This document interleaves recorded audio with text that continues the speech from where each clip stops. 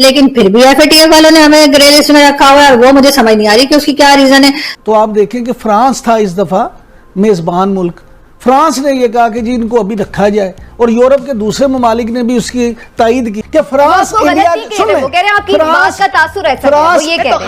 तो मैं बात तो नहीं काट रहा हूँ सर, नहीं फ्रांस तो नहीं काट रहा हूँ सर, फ्रांस इंडिया के दबाव में है, मैं ये कह रहा हूँ, मैं ये कह रहा हूँ कि फ्रांस, आप दूसरे की राय को भी सुना तो आपने ये कहा है कि हमने उनके साथ क्या किया। मैंने तो ये नहीं कहा कि हमने उनके साथ क्या किया है, मैंने तो ये कहा है कि पाकिस्तान के और उनके ताल्लुकात बहुत अच्छे नहीं हैं। तो ये आप भी मान रहे हैं अच्छे नहीं हैं। गुजारिश ये है कि अच्छे नहीं है कि मतलब ऐसे है कि नहीं अच्छे नहीं है तो इसके माने वो ऐसी चीज करनी चाहिए उनको कि ग्रे लिस्ट से निकलने में कामयाब नहीं हो सका है। स्टिल उसे काम करने के लिए मजीद 6 पॉइंट्स भी दे दिए गए। देखिए, ये ग्रे लिस्ट से किसी को सूट नहीं करता कि हमें निकालें, ना अमेरिका को ना हिंदुस्तान को। अब ये जो हुआ है अटैक लाहौर में, जौहर टाउन में, इसकी टाइमिंग देखें। एक दिन पहले, इस जजमेंट से एक दिन पहले, और किधर हुआ है? हाफिज सईद के घर के बाहर। तो किसने किया है भाई?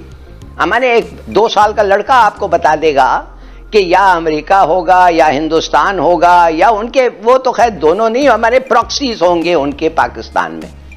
और वही हुआ, नतीजा वही हुआ, अटैक हुआ, हाईलाइट हुआ कि हाफिज सईद और लोग जिनको ये कहते हैं लश्कर तैयबा के, लश्कर मोहम्मद के, तो कहने की बात सिर्फ ये है कि ये तो ऑब्वियसली ए प्रीटेक्स्ट है।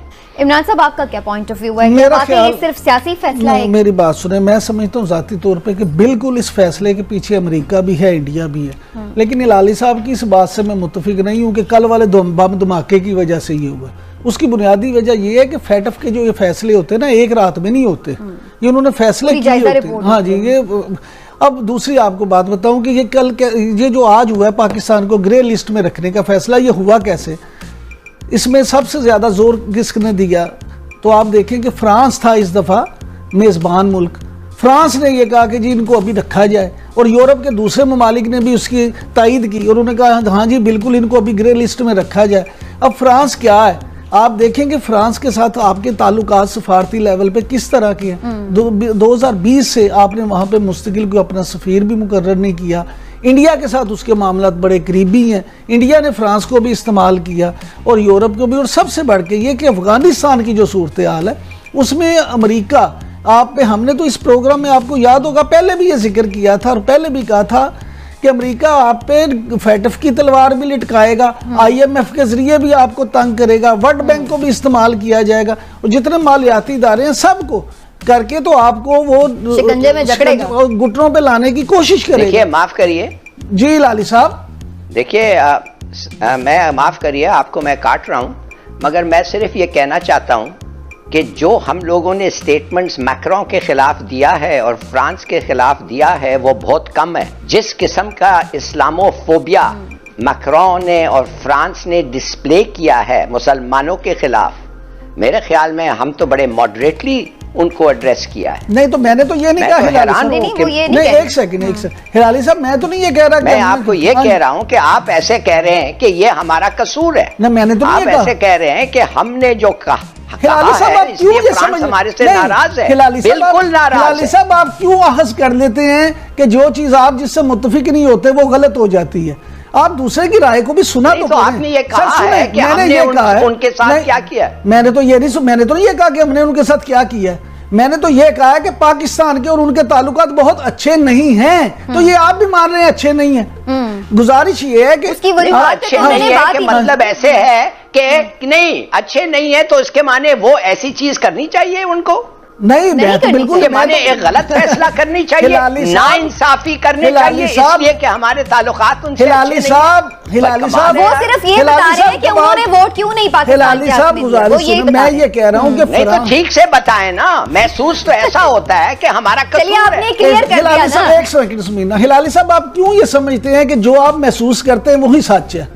खुदा का वास्ता है दूसरों की राय जो मैं सुने मैं बात सर सुने ना, जो आप जरूर करें तो मैं नहीं डिफेंड कर सकता। सर मेरी गुजारिश मैं हूं आप सर, हाँ तो मेरा फर्ज ये तो नहीं है कि मैं सिर्फ वो बात करूं जो आप महसूस कर सके।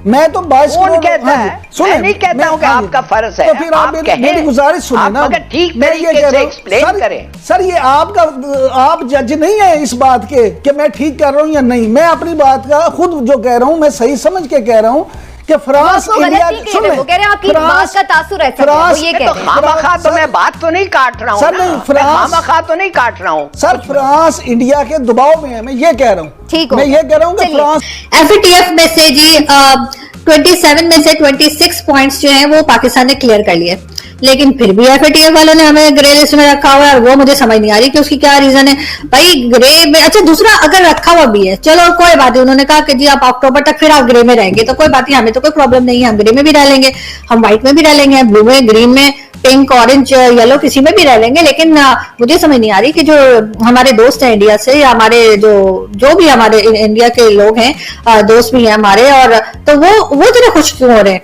अरे आपको क्या फर्क पड़ता है, हम ग्रे में रहें, हम ब्लू में रहें, हम पिंक में रहें, हम ग्रीन में रहें, उससे आपको क्या फर्क पड़ता है? और वैसे भी हम तो वैसे ही बड़े रंगीन मिजाज लोग हैं, हमें तो कलर्स पसंद है और हम तो कलर्स में ही रहना चाहते हैं। और वैसे भी आपको पता है ना कि आजकल तो वैसे भी कलर्ड मूवीज और कलर्ड सब कुछ टीवी और सब कुछ कलर हो गया। कोई पुराने जमाने की दिलीप कुमार की मूवी थोड़ी है कि जी ब्लैक एंड व्हाइट आएगा, तो बस ये कि हम बस ब्लैक में नहीं जाएंगे, ग्रे में इधर इधर खेलते रहेंगे।